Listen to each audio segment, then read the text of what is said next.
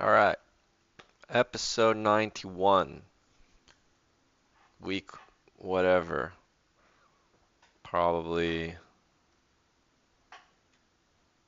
wait, 90 divided by 5 is like 6, 8, 18, yeah.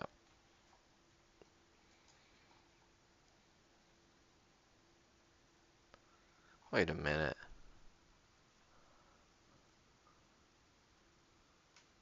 it's only been 18 weeks? I guess so, 4.5, 5 months. Probably about 5 months given that I've missed, I don't know, I probably missed a week or two. Probably 6 or 7 actually. Yeah, probably only 6 or 7 days.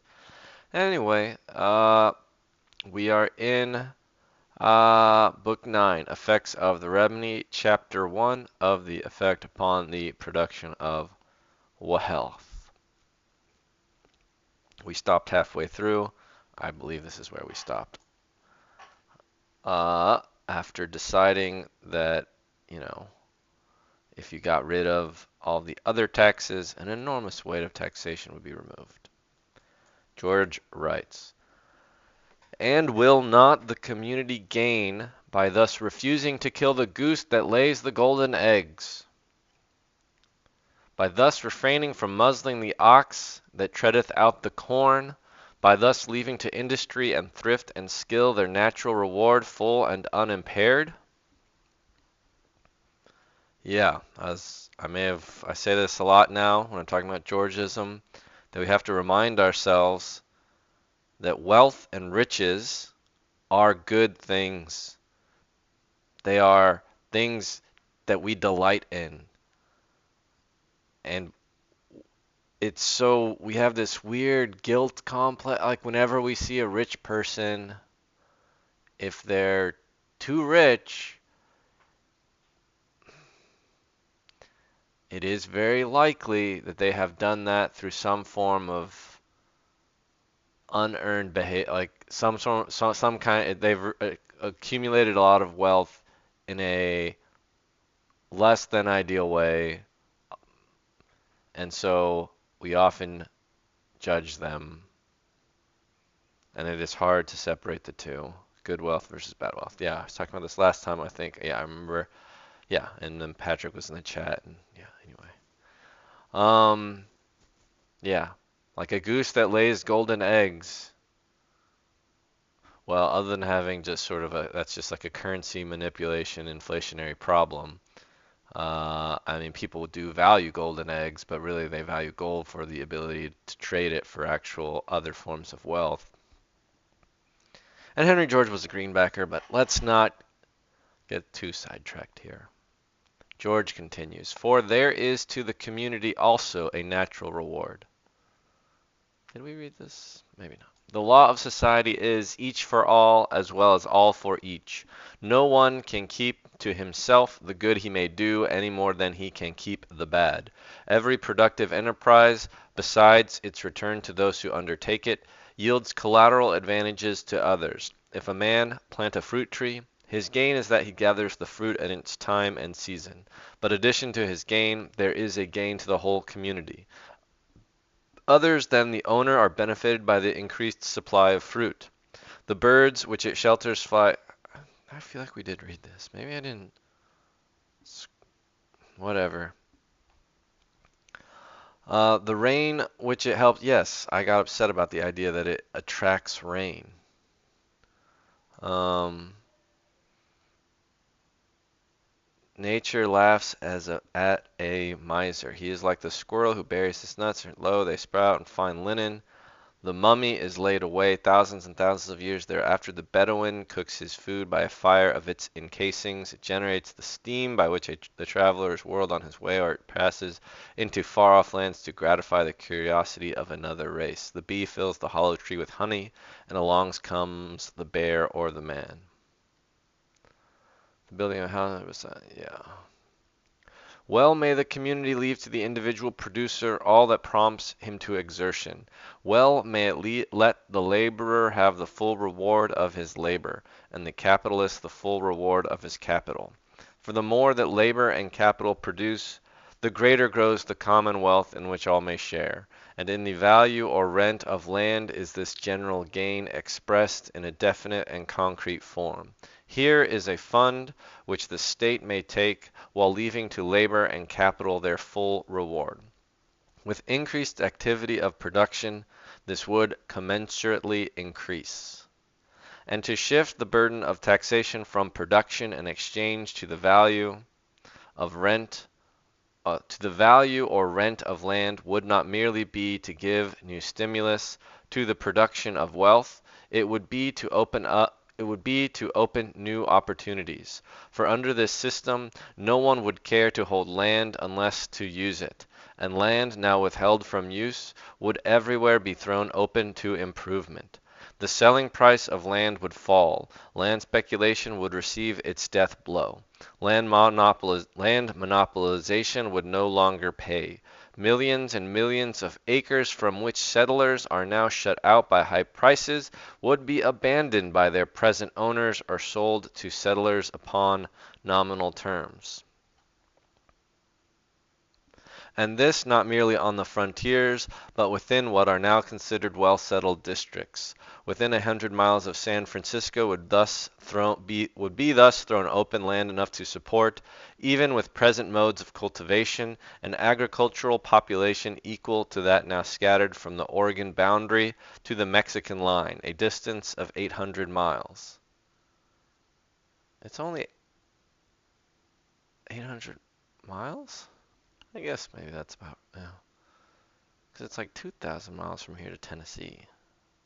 3,000 from here to Boston. I'm in Los Angeles.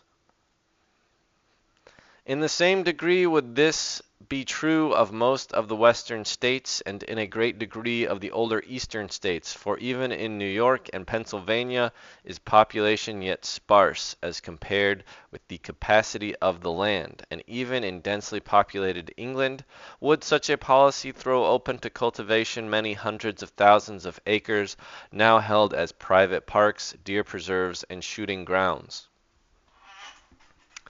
For this simple device of placing all taxes on the value of land would be in effect putting up the land at auction to whosoever would pay the highest rent to the state.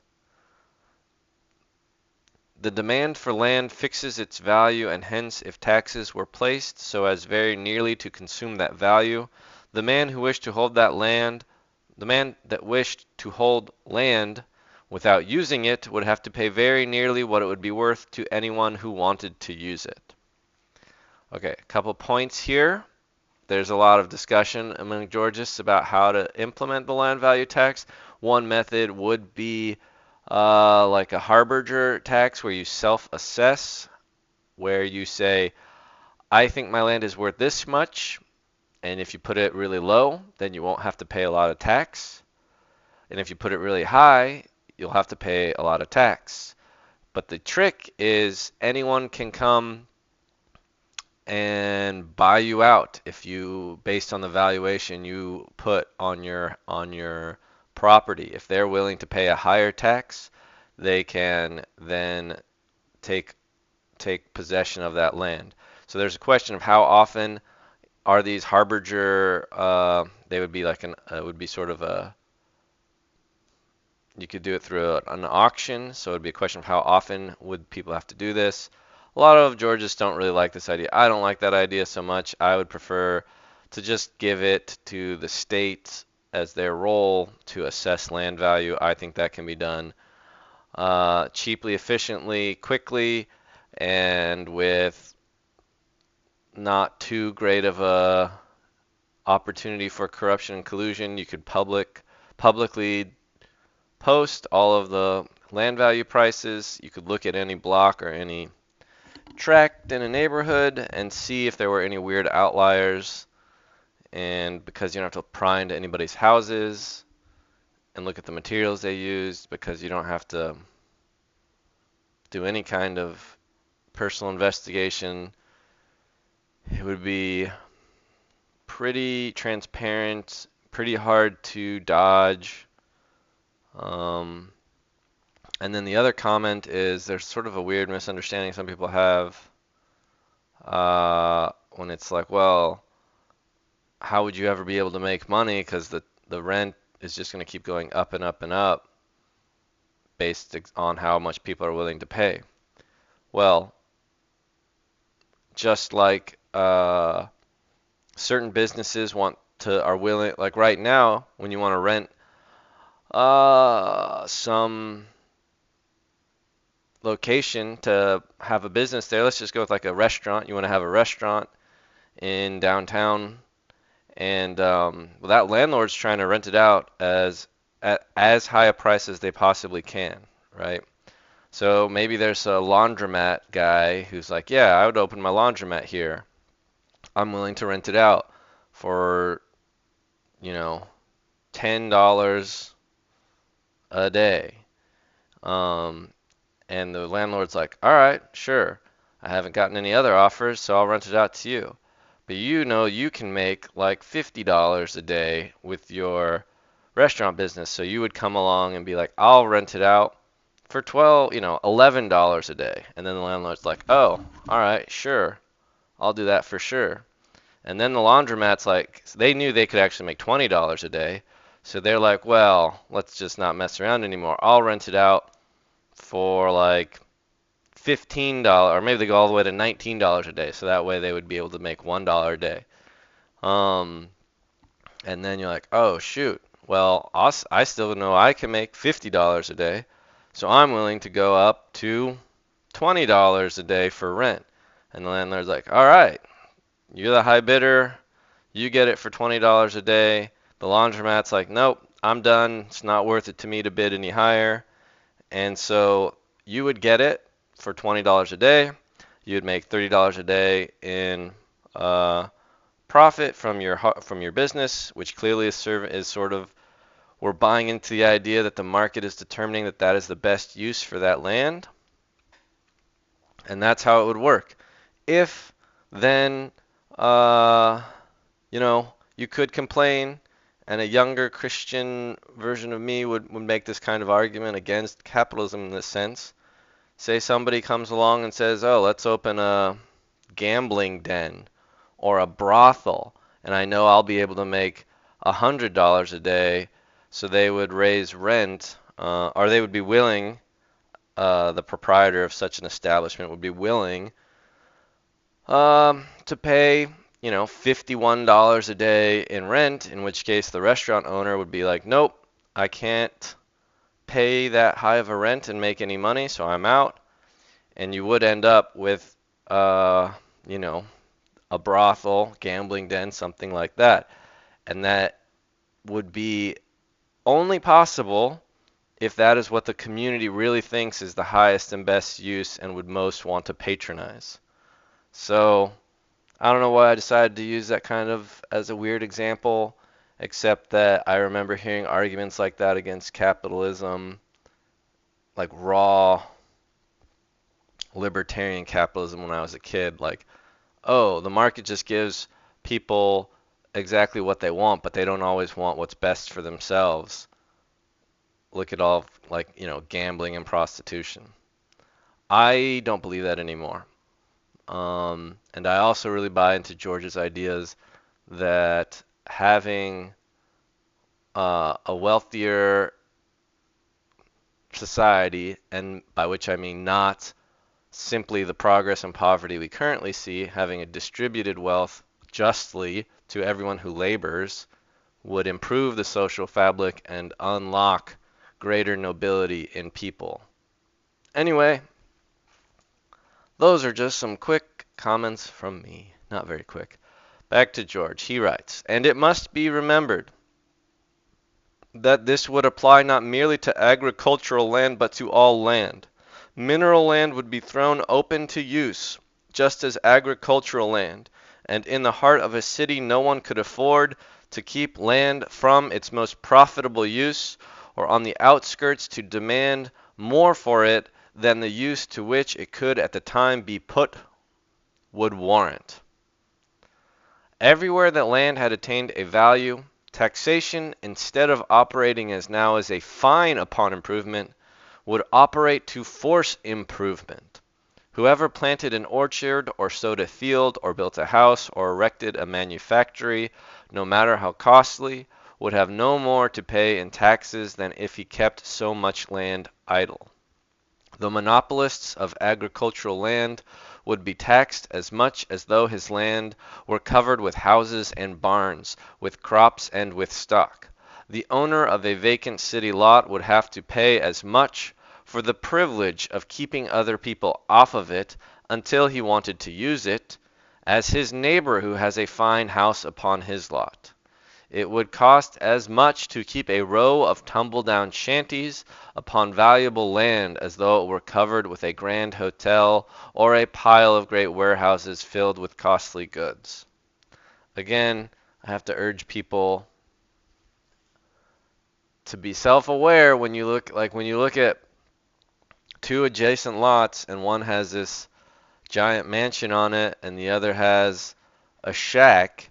You have this instinct, and it's sort of correct to be like, hey, we should tax that rich guy a lot more than we tax this person in a shack, because that comes with an assumption that the rich guy isn't deserving of his huge amount of wealth, and the assumption that the poor person isn't deserving of how poor they are. And in practice, it's kinda generally true, I would say, if I had to make a big sweeping claim, that most wealthy people did not fairly, justly get all of the wealth that they have. They've benefited from a lot of land monopoly and land ownership. However, once it's going to be really tough to go back through history and figure out, whom should pay reparations to whom. And while if you had like a perfectly, an omniscient and benevolent dictator that could go do that, that would be fine with me. But that seems like a very difficult task. And I think George later talks about, all we can hope for right now is to set society in a way where any laborer receives the fair work of their labor starting now. Going back and disentangling all of the mess is just sort of more trouble than it's worth. So, yeah. So when you have that instinct that somebody who has a big fancy house versus not using a lot and that they should be taxed the exact same, if that doesn't sit well with you, it's probably because you have this intuition that rich people don't deserve their money. I would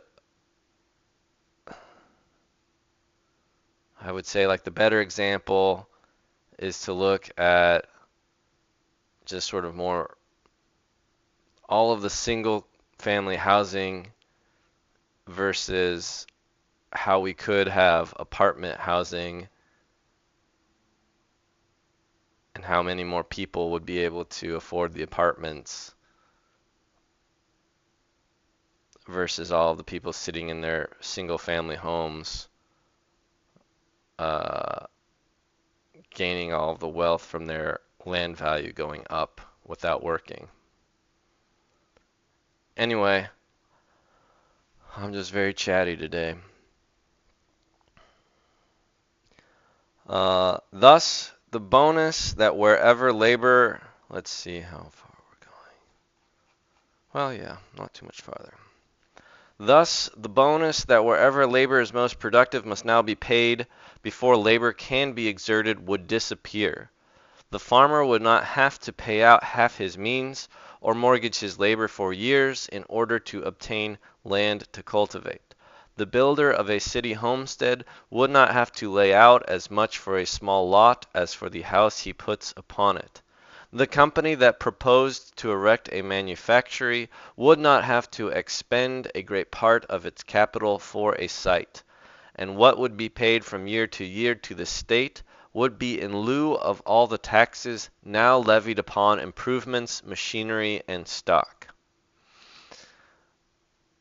I really need to go through and document and figure out exactly all of the taxes that were applied during George's time, because there was no federal income tax.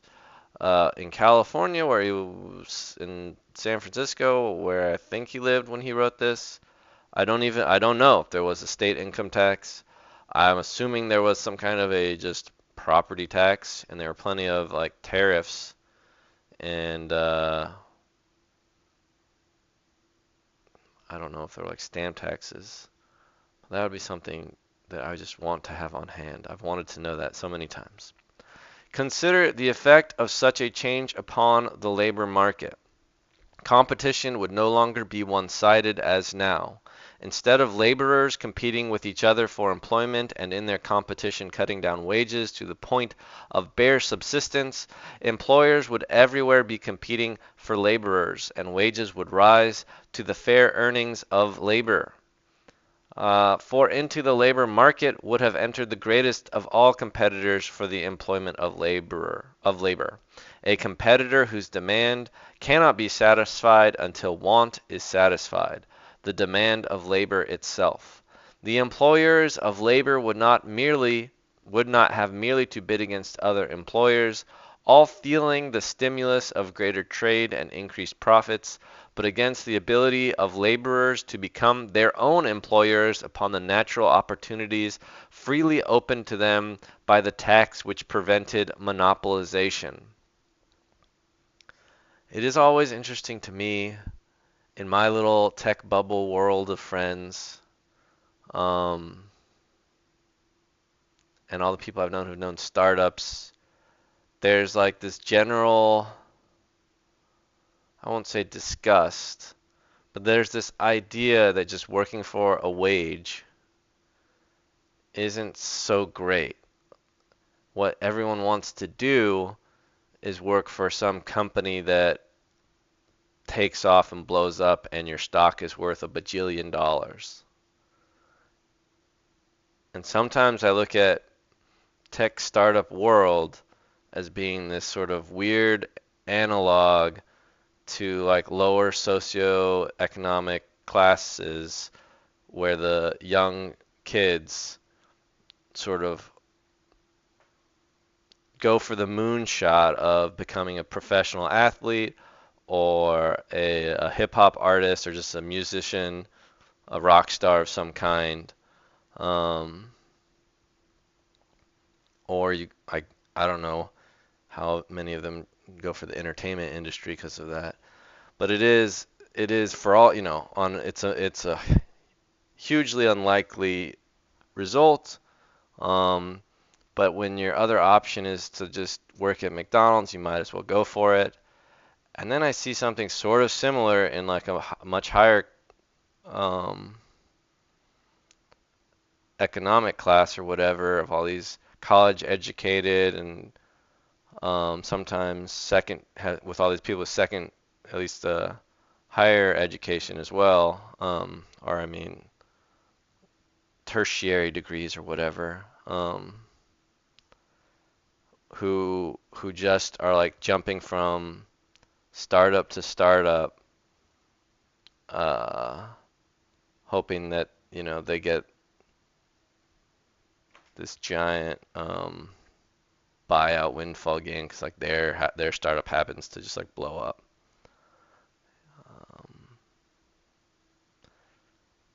They're still in a better situation, of course, than the poor people trying to become a professional sports player.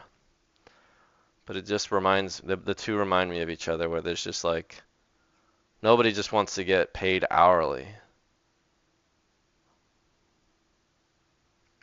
which is kind of strange when I sit back and think about it.